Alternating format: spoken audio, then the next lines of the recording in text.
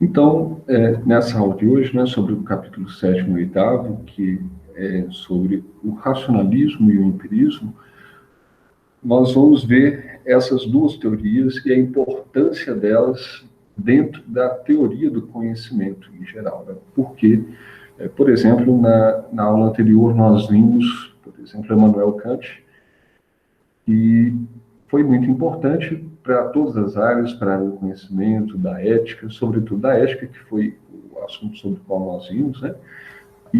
Mas ele foi também profundamente influenciado, por exemplo, por essas duas correntes de pensamento, que são o empirismo e o racionalismo. A questão é que Kant, ele não fica de modo absoluto em nenhuma delas, mas ele busca equilibrar e juntar essas duas posições, né? Então, em termos de teoria do conhecimento, seria necessário nós entendermos primeiro Descartes e Hume para depois entender a teoria do conhecimento de Kant, né? Mas depois eu faço uma revisão de Kant nesse sentido, tá bom?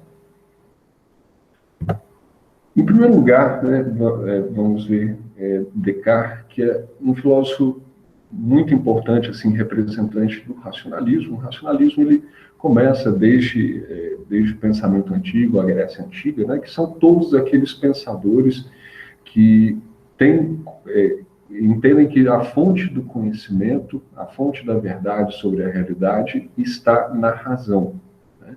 Por mais que a realidade exista em si, ou não, o que determina de fato o conhecimento é a razão. Então, Descartes, que é mais conhecido sobre, a partir daquela frase, né, dele, né, do penso logo existo, e nós vamos ver de modo detalhado o que isso significa, né, dentro da sua argumentação, ele é muito importante também, principalmente por conta do método que ele desenvolveu. É importante lembrar que Descartes não era apenas filósofo, mas ele teve contribuições muito importantes, por exemplo, para a matemática. E foi nessa relação dele com o mundo, por meio da ciência, né, que ele foi observando com maior cuidado essa relação que existe entre a nossa razão, a nossa mente e o conhecimento das coisas, né? Em que medida podemos conhecer de fato a realidade e dizer que ela realmente é aquilo que nós vemos, aquilo que nós tocamos, aquilo que se apresenta para nós. Então, justamente a partir disso, de toda essa experiência de Descartes, é que ele vai desenvolver o seu método, né, que é muito importante para entender o seu pensamento. Ele vai buscar, por meio do seu método, mostrar que a razão ela pode atingir o conhecimento verdadeiro. Como disse, ele é um filósofo racionalista, né, e, portanto, qualquer conhecimento verdadeiro sobre a realidade tem que passar necessariamente pelo crivo da razão, né? E somente a razão é que proporciona um conhecimento verdadeiro da realidade. Ele vai buscar uma verdade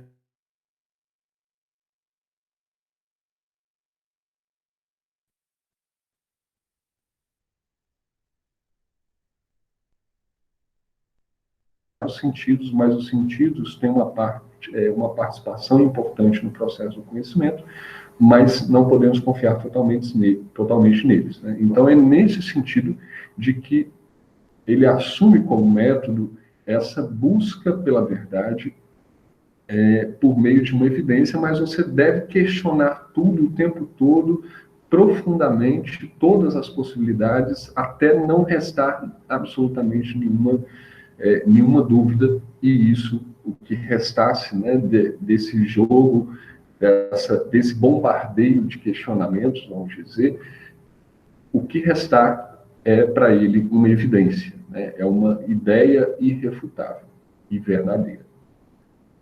Então, ele vai também, no seu método, dizer que não se pode aceitar como verdadeiro algo sobre o qual se tenha dúvidas. É exatamente isso, né? Se existe alguma dúvida sobre algo, sobre qualquer coisa, então aquilo provavelmente não é verdadeiro, ou pelo menos não devemos tomar aquilo como verdadeiro.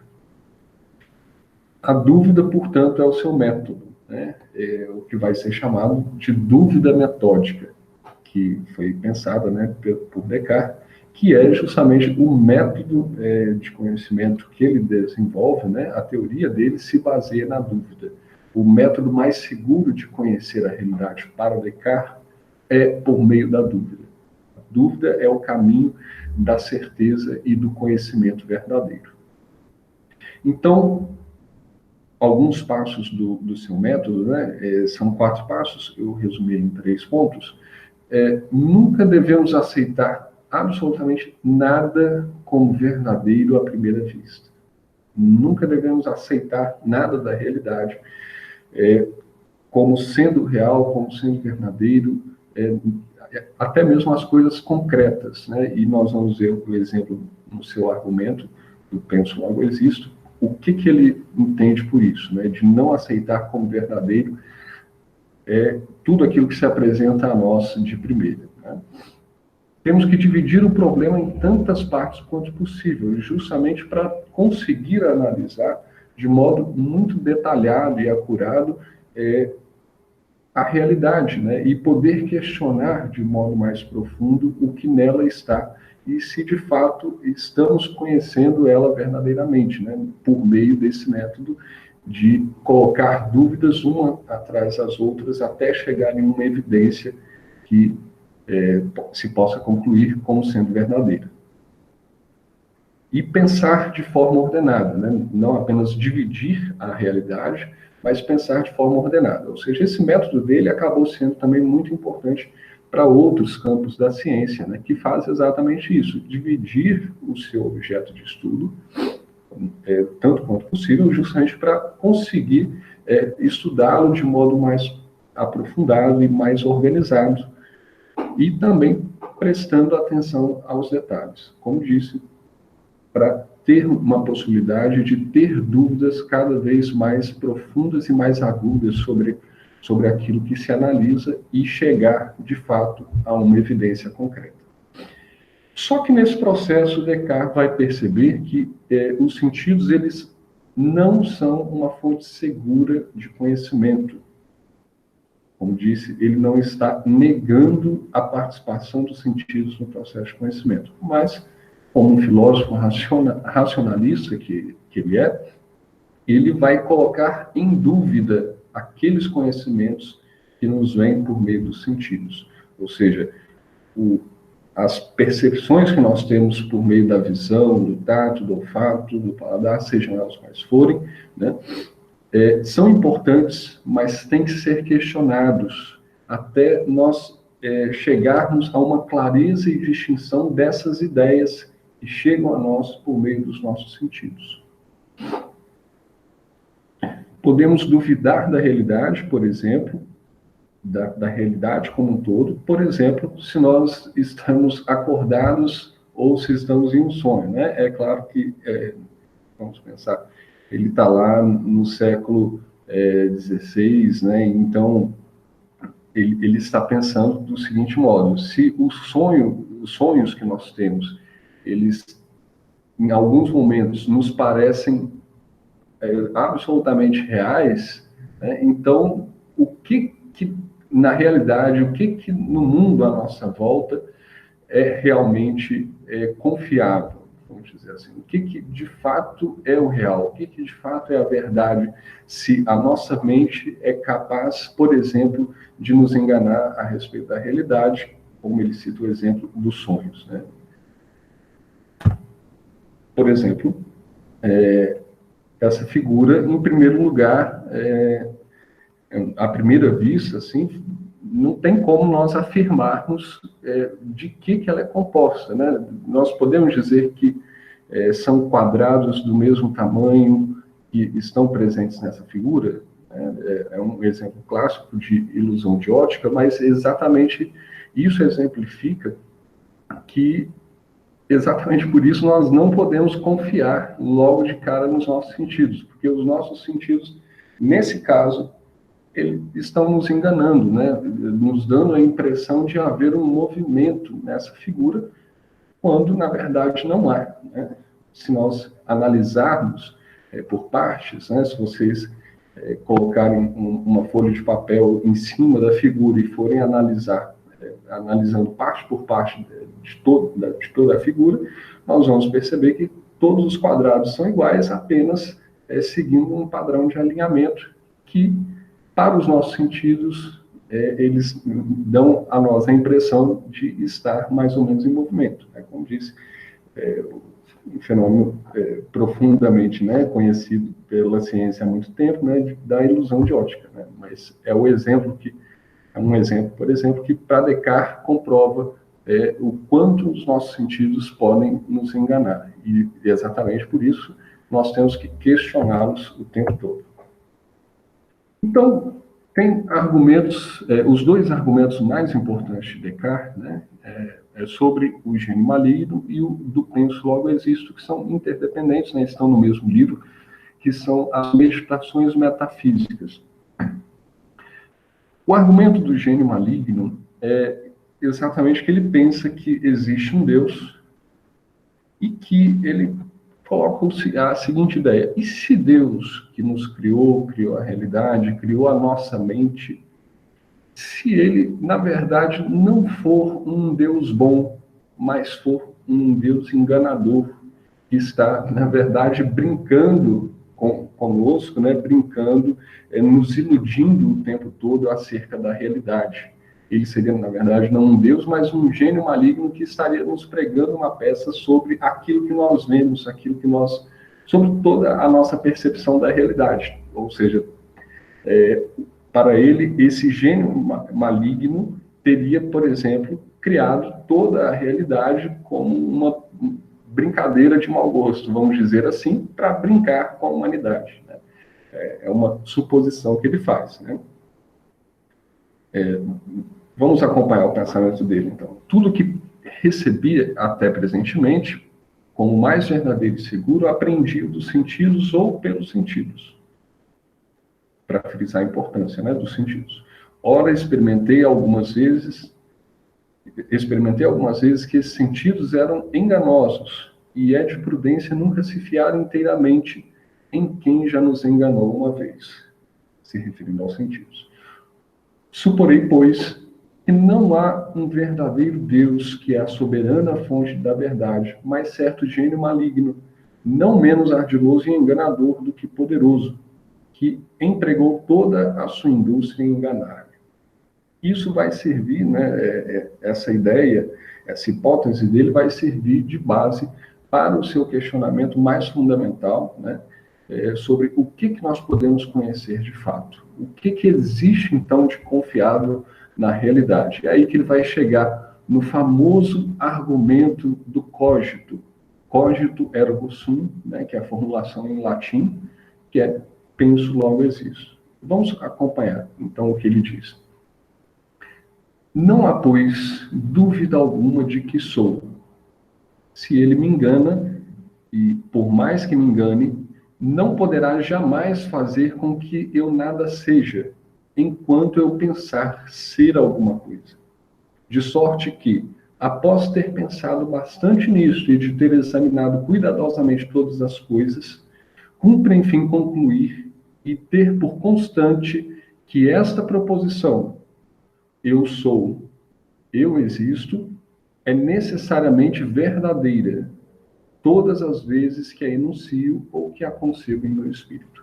Ou seja, por mais que exista, né, hipoteticamente, esse possível gênio maligno do qual ele fala que poderia nos enganar acerca de toda a realidade que nós temos contato, ainda assim nos resta uma certeza de que esse ser pensante que somos nós, que é capaz de pensar toda a realidade, por mais que ela seja uma enganação desse gênio maligno, ainda assim nós podemos ter a certeza de que por meio desse ato de pensamento, nós existimos. Né? Porque não haveria como nós concebermos essa realidade sem a existência desse ser pensante. É o que ele vai dividir depois, por exemplo, na coisa pensante e na coisa extensa. Né? A coisa pensante, né, que somos nós, mas as coisas extensas que estão na realidade são as coisas sobre as quais nós não podemos ter certeza absoluta. Então, frisando, esse argumento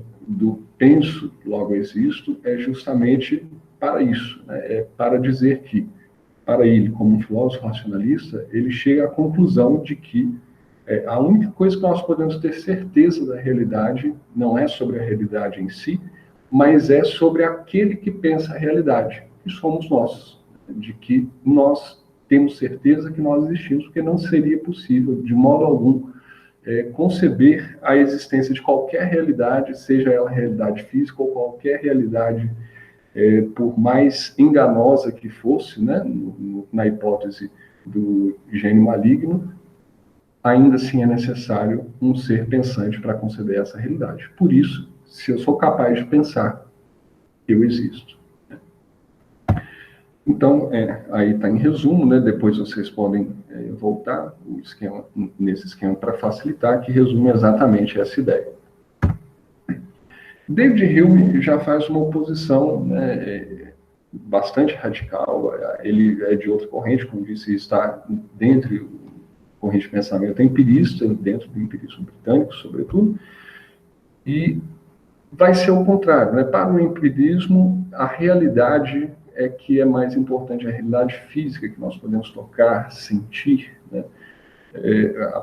Empirismo, né, vem da palavra grega empiria, que quer dizer exatamente isso, experiência, né? Aquela experiência que nós temos da realidade. Só que é importante entender que não é apenas a experiência pura e simples que David Hume vai considerar como sendo a realidade, né? Porque ele também vai reconhecer que a realidade, a experiência, né, o que é empírico, chega a nós somente por meio da razão. Né? Então, ele vai desenvolver dois tipos de raciocínio para explicitar melhor essa ideia. Então, não há ideias mais certas do que aquelas que nos vêm pelos sentidos, né? Ou seja, ainda assim, aquilo que vem pelos sentidos vem a nós, chega a nós por meio de ideias. Ou seja, podemos dizer que para Hume existem ideias fortes e ideias fracas.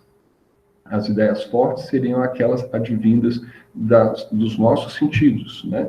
Eu estou tocando nesse livro aqui, nesse momento, então eu tenho uma ideia forte sobre ele, porque os meus sentidos podem apreender esse objeto nesse momento, né, tal como ele é. A partir do momento que eu não mais estou tocando nele, eu já começo a ter uma ideia fraca e vai se tornando mais fraca com o passar do tempo, porque o que eu tenho sobre essa realidade é apenas uma lembrança daquela sensação física que eu tive ao tocar nela. Então, o critério da autoevidência, para ele, não vai ser racional, mas é empírico, né? Somente pela experiência é que nós poderemos, portanto, justificar o nosso conhecimento. Frequentemente, nós temos ideias que não se sustentam pelas impressões. É exatamente por causa disso, né? As ideias que nós temos, elas vão se tornando fracas com o tempo, por causa do distanciamento que nós vamos tendo da realidade, né?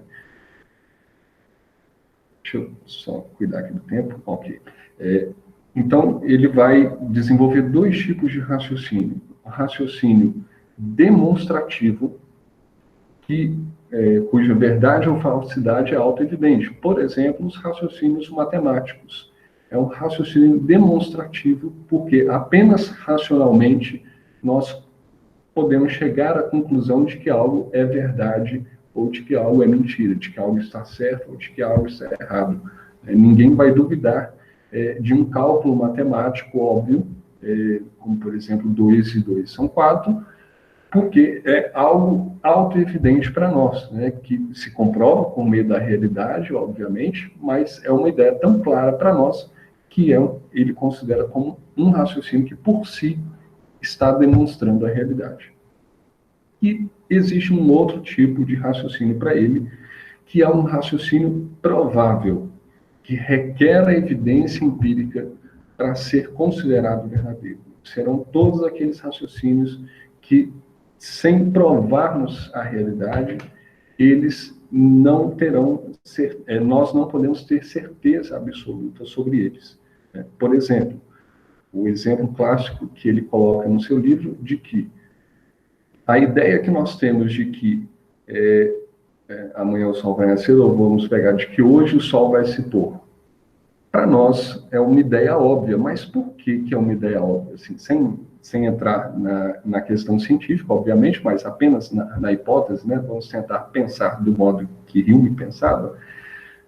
Por mais que seja óbvio que o sol vai se pôr e vai nascer, essa é uma ideia provável, porque nós não temos nenhuma garantia absoluta de que isso vai acontecer novamente, por mais provável que seja. Ou seja, é um raciocínio provável, porque eu só posso dizer que aquilo realmente será quando aquilo acontecer. Né? Ou seja, ele está colocando a realidade, o acontecimento, o fato, como critério absoluto para dizer se aquele raciocínio é ou não verdadeiro. Por exemplo,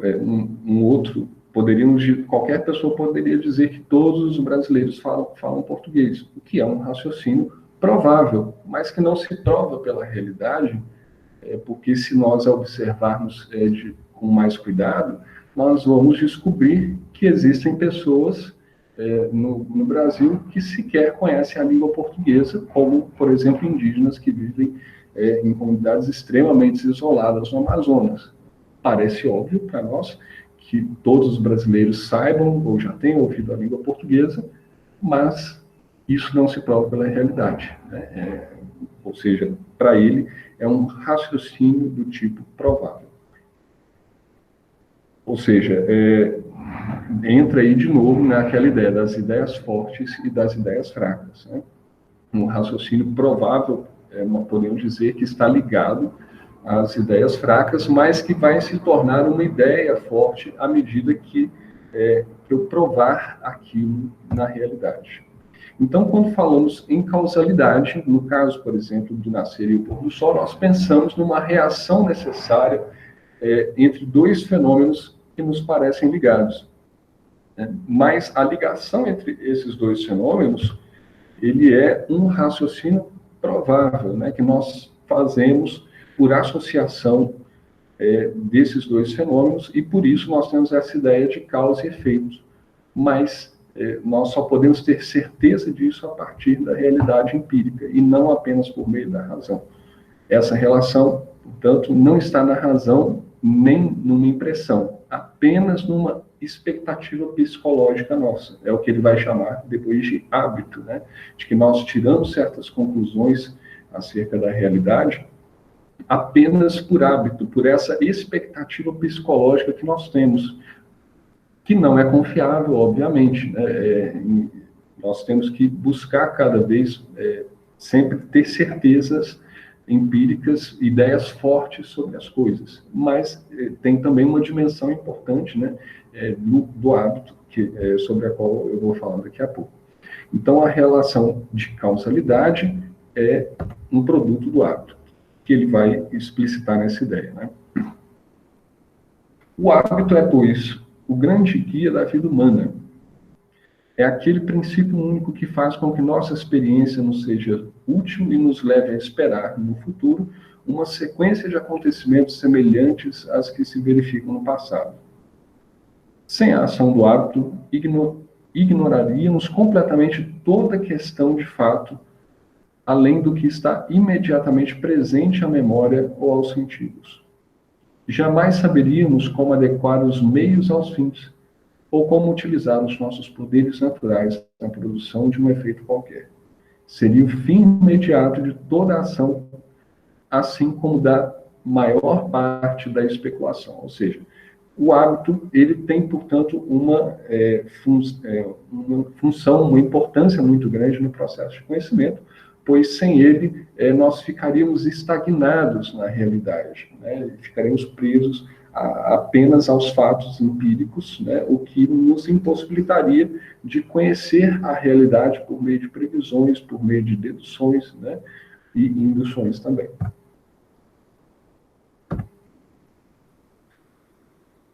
Então, essa ideia, né, esse esquema depois resume, vocês podem voltar nele, o hábito ele vai ser um grande guia da vida humana, mas, como disse, ao mesmo tempo não podemos nos deixar guiar totalmente. Ele é importante, mas tem que haver esse equilíbrio tornando sempre as ideias que nós temos por meio de hábito, por meio de inclinações psicológicas nossas, elas devem ser cada vez, sempre que possível, transformadas em ideias fortes, né, provadas por meio da experiência, por meio daquilo que é empírico. Então, nós temos, para concluir, uma oposição bastante clara aí entre essas duas correntes. De um lado, Descartes, no racionalismo, e David Hume, no empirismo. São os dois grandes representantes, né, dessas correntes de pensamento, que justamente se preocupam com as fontes do conhecimento, né? Descartes dirá que a fonte do conhecimento está na razão, e por meio da razão e do seu método, né, nós podemos chegar ao conhecimento da realidade.